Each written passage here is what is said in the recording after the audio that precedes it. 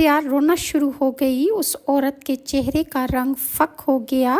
کفل نے حیرانی سے پوچھا کہ اس وقت یہ ڈر اور رونا کیسا؟